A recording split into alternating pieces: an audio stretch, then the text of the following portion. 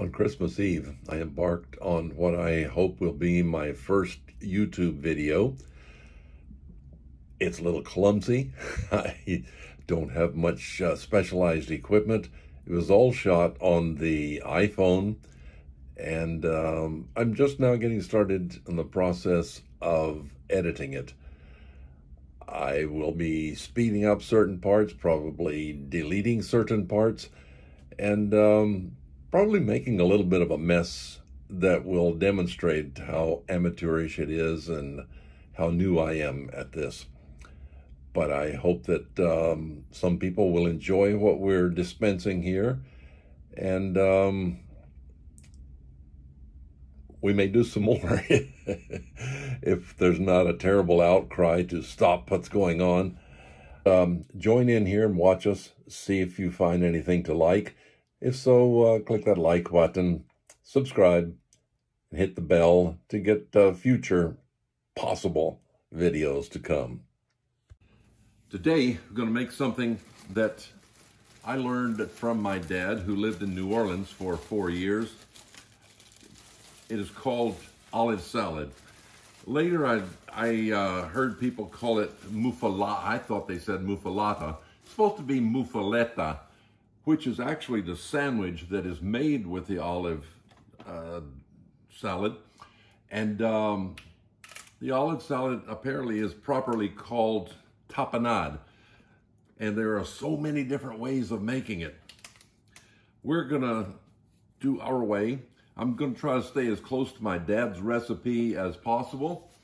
And there are so many other things that could be added to it, and we'll mention some of them as we go along. Got my cutting board here, but I don't want to mess up. This is from a trip back to the homeland where we came from, Virginia. I'm going to use another one that I think is a little more practical and won't be defaced. It's another one. Put everything on here, do like that, dump it, all right? So, it's going to start off with a few stalks of celery. Let's say 3 to start with. We can add more if needed. Forgot something. Did I sharpen this? Oh yeah. Oh yeah, that's nice and sharp. Let's clean this a bit.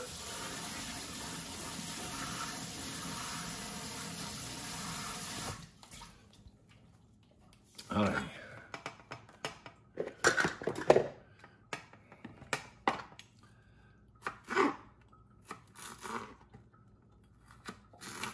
Just cut up the celery here.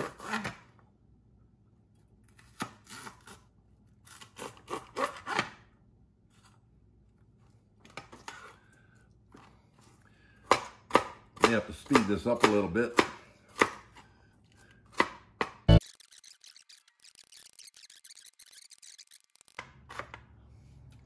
Let's see how this is going to work. That's big enough. Put it this way. All right, that's one.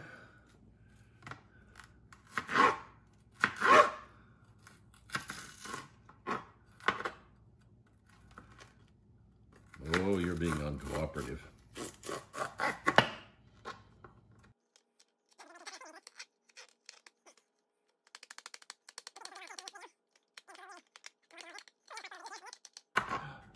Celery is a very interesting vegetable. You think of it as not being terribly tasty, but you put just a little bit of celery in any recipe and you know there's celery there. It's not a strong flavor, but it's a prominent flavor. You can tell there's celery there. It's, shall we say, pervasive. Now, some of the other things that can be incorporated in here, marinated roasted peppers. I was going to put some regular peppers in here, but I'm talking about bell peppers, not hot peppers. Those can be put in here also. My wife said, no, you stick with your dad's recipe. So we will. Now, in a large family, you do have people with different tastes. different palates, people that are unaccepting of certain things. Some of the things that we are omitting that would that are perfectly legitimate to put in here are capers. If you happen to be Hispanic, that's alcaparros.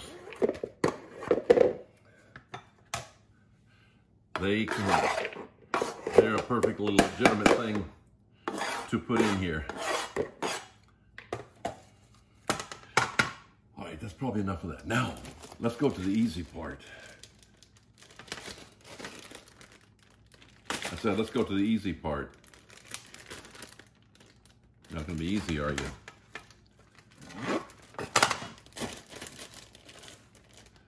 This is carrots.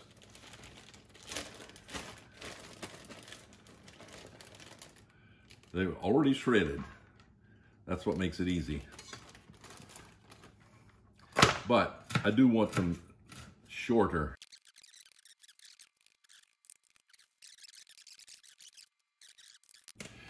One important thing is you don't want to use this the day that you make it. You know what? We better do one more. Ideally, this should marinate for about a week. This is Christmas Eve. So it's not going to be marinating for a week. The jar is, but what you do is you put this all into a large jar, large since we're making a large quantity, and seal it. Should be a sterilized jar. You seal that up and store it in the refrigerator. I do love my modern conveniences, and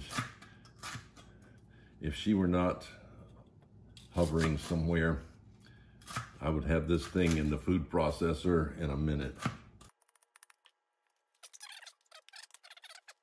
Getting real easy. Cauliflower, riced cauliflower. This is a real pain in the neck to chop up if you're using the whole head of cauliflower.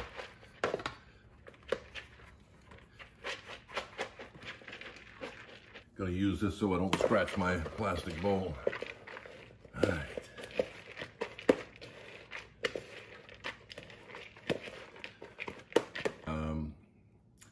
My wife says that the flavor of olives with the pits still in them is so much better than other olives, the ones with the pimentos in them, the ones that you could just dump out and chop up. This is so much better for me to have to labor and peel all of the meat off of the seeds.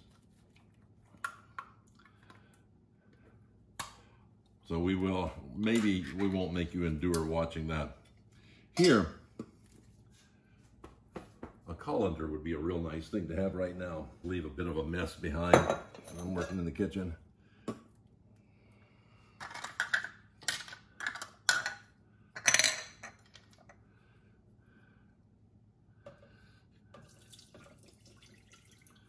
Here we go. Come on. Come on. Boy, these are nice big ones. Come on, Dave, just get your fingers in there and dig them out. Can't put too many olives in. New Orleans has this wonderful Mediterranean heritage. French, Spanish, and Italian all mixed together, along with its Creole.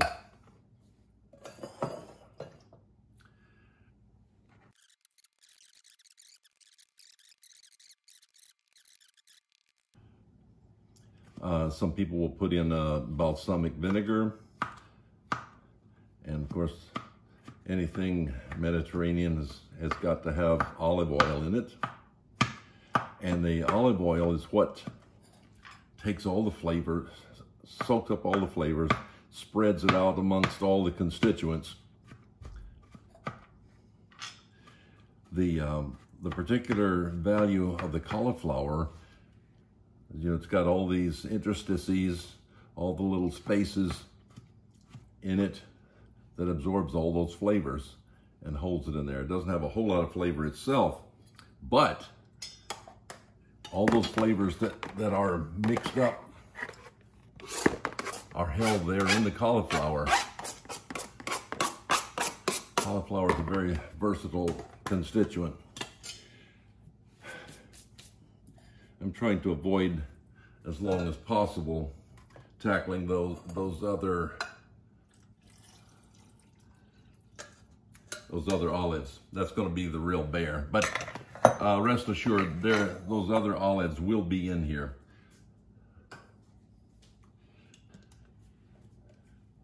Kalamata olives.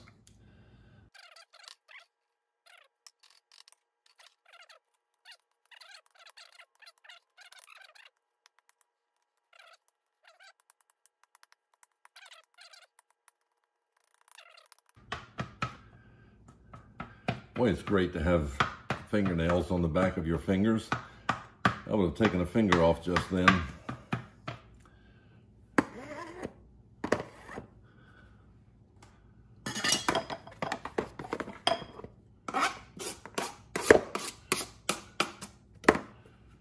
Okay.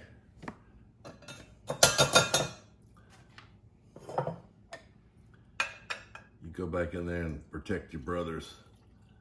That was maybe 3/4 of a cup, something in that order.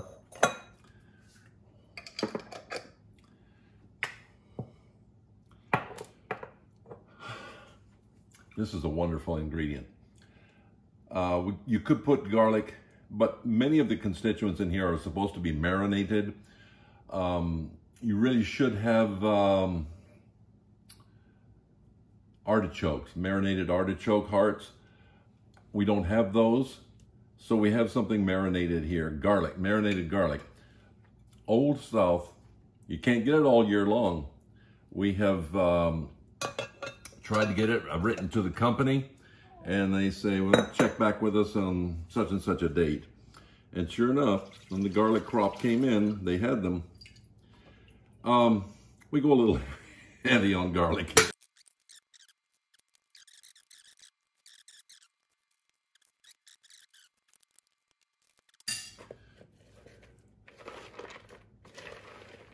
Becoming a little more colorful, isn't it? Hello. I saw a whole olive in there. How did you get in there? Where did that thing go?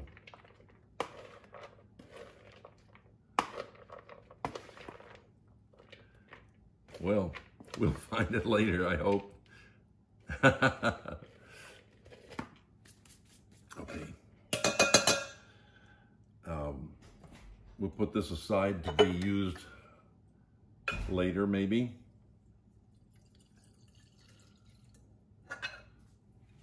All right. Looks like I'm getting close to the really, really fun part. I've got to eventually do these olives. What is this?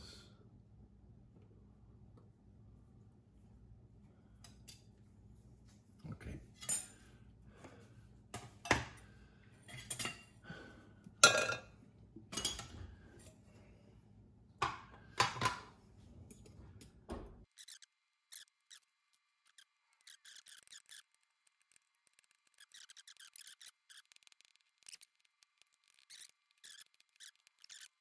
Today, Christmas Eve, 2020, is our 64th anniversary.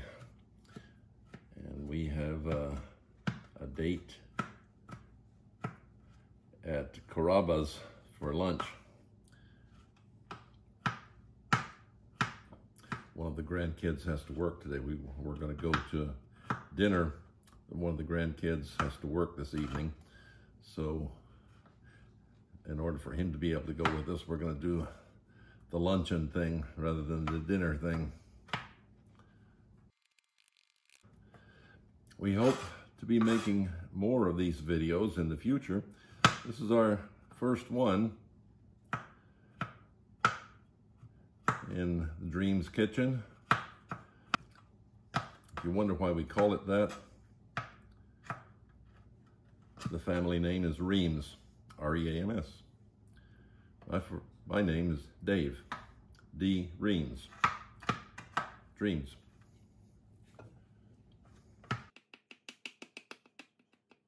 For about 52 years, 68 through 20, about 52 years, Dreams was one I dispensed. I sat on the stool and passed gas, anesthesia gas. I retired at Thanksgiving, so now I get to do things like this. I have to say, comparing this, chopping these olives to dispensing anesthesia, I'm not sure, but what I'd rather be back at work today.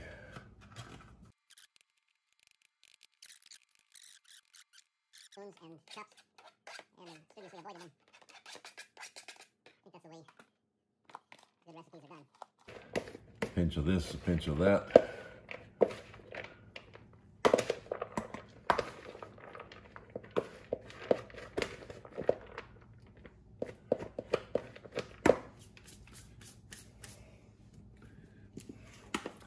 May use a spoon now. Italian seasoning.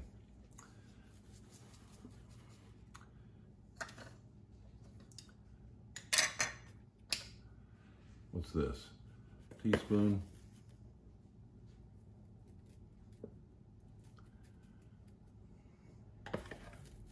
Or two.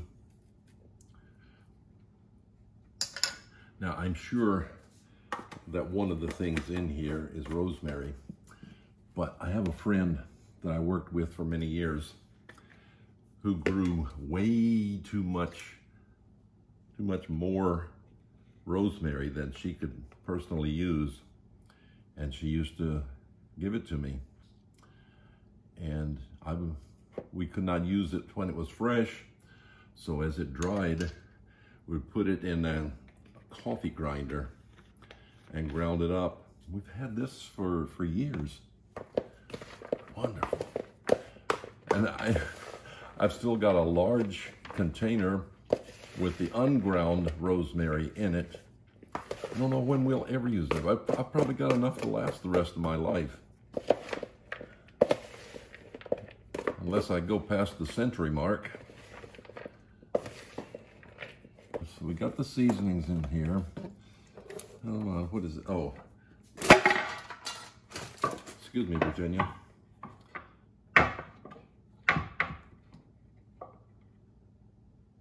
Yeah. All right. A little bit of lemon pepper, maybe. Okay.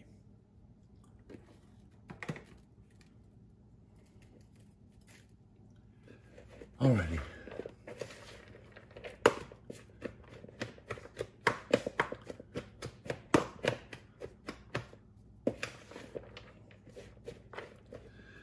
Green olives, salad olives, Kalamata olives, celery, carrots, cauliflower, garlic. The liquid can be lemon juice, vinegar, olive liquid, the liquid from the olives, and olive oil. So, a little of this. A little of this.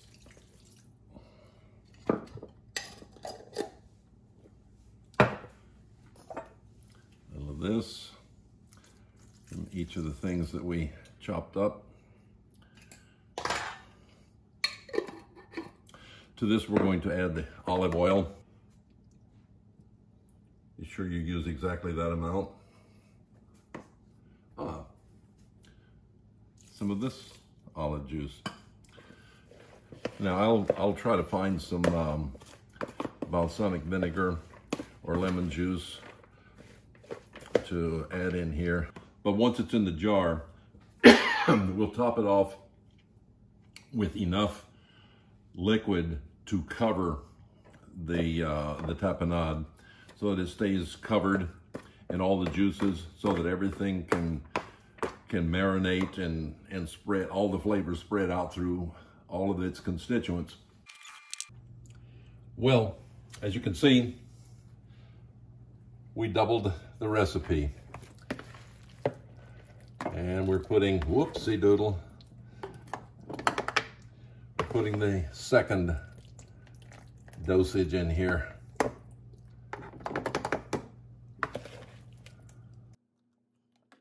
Making a mess.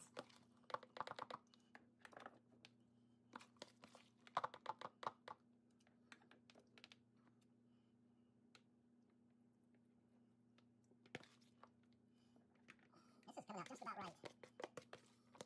Made only half enough the first time.